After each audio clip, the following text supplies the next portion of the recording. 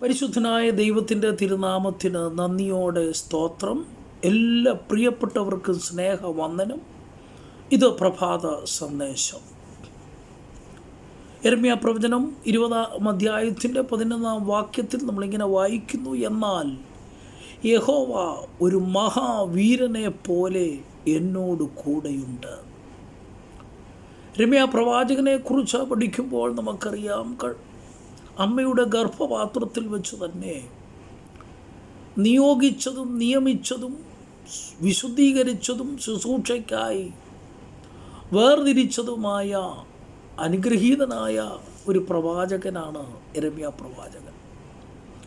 എന്നാൽ കണ്ണീരിൻ്റെ പ്രവാചകൻ എന്നറിയപ്പെടുന്ന യിരെമ്യാവ് ഇസ്രായേലിനെതിരായി ശക്തമായ ദൈവിക സന്ദേശം, ഇസ്രായേലിൻ്റെ പാപത്തെ ഉണർത്തുന്ന, ഇസ്രായേലിൻ്റെ മടങ്ങിവരവിനായി യാതൊരു തടസ്സവും കൂടാതെ വളരെ ശക്തമായ ദൈവിക സന്ദേശം അറിയിക്കുവാനിടയായി. അതുനിമിത്തം അനേക വൈഷമ്യങ്ങളിലൂടെ, പ്രയാസങ്ങളിലൂടെ, പ്രതികൂലങ്ങളിലൂടെ താൻ കടന്നു പോകുവാനിടയായി. താൻ അതുകൊണ്ട് ദൈവത്തോട് പരാതി പറയുകയാണ്.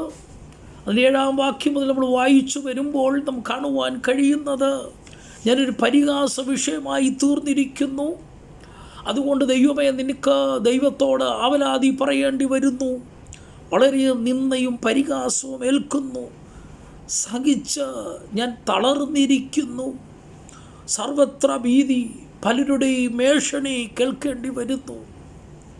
ആമേൻ. പലരും തന്നെ തോൽപ്പിച്ച് തന്നെ പകവീട്ടുവാൻ കാത്തിരിക്കുന്നവർ, തൻ്റെ വീഴ്ചയ്ക്ക് കാത്തിരിക്കുന്ന ചങ്ങാതിമാർ, ഇങ്ങനെ വളരെ പ്രതികൂലങ്ങളിലൂടെ ഉപദ്രവങ്ങളും വളരെയധികം പീഡനങ്ങളുമേറ്റ് കർത്താവിന് വേണ്ടി ദൈവത്തിന് ദൈവിക ശുശ്രൂഷ ചെയ്ത ഒരു പ്രവാചകനാണ്.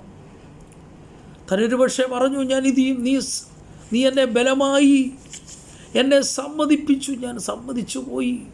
അത്രമാത്രം താൻ പറഞ്ഞു. എങ്കിലും ആമേൻ, ഇനി ഞാൻ പ്രവചിക്കത്തില്ല, ഇനി ഞാൻ ശുശ്രൂഷിക്കത്തില്ല എന്ന് പറയുമ്പോഴും താൻ പറയുന്നൊരു കാര്യമുണ്ട്, എൻ്റെ അസ്ഥികളിൽ അവൻ്റെ നാമത്തിൽ സംസാരിക്കുകയില്ല എന്ന് പറഞ്ഞാലോ, അതെൻ്റെ അസ്ഥികളിൽ അടക്കപ്പെട്ടിട്ട് എൻ്റെ ഹൃദയത്തിൽ തീ കത്തുന്നത് പോലെ ഇരിക്കുന്നു എന്ന് താൻ പറയുവാനിടയായി.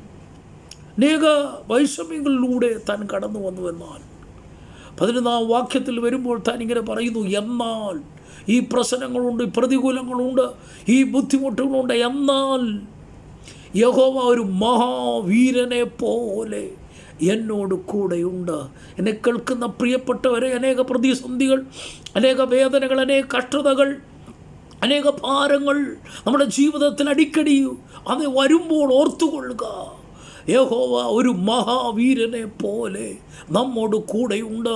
യിരെമ്യാവിനോട് ചേർന്ന് നമുക്ക് പറയാം, യഹോവ ഒരു മഹാവീരനെ പോലെ നമ്മോട് കൂടെയുണ്ട്. ഏത് പ്രതികൂലങ്ങളുടെ നടുവിലും നമ്മെ നിർത്തുന്ന ദൈവിക കരുണ.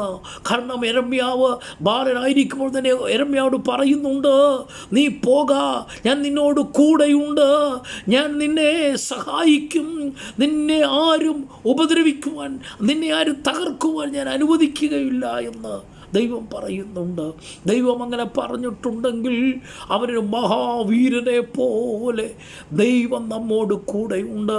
ഇവിടെ ഇസ്രായേലിനെ സംബന്ധിച്ച് ഇസ്രായേലിൻ്റെ ഒരു ചിന്ത കൂടിയാണ്, യഹോവ യുദ്ധവീരനായി നമ്മോട് കൂടെയുണ്ട്, യഹോവ വീരനെ പോലെയുണ്ട്, യഹോവ യോദ്ധാവിനെ പോലെയുണ്ട് എന്ന ചിന്ത ഒരു ഇസ്രായേലിനെ ഭരിക്കുന്നെങ്കിൽ, അതിനേക്കാൾ ശ്രേഷ്ഠമായി നമുക്കും ദൈവസനിൽ ആശ്രയിക്കാം.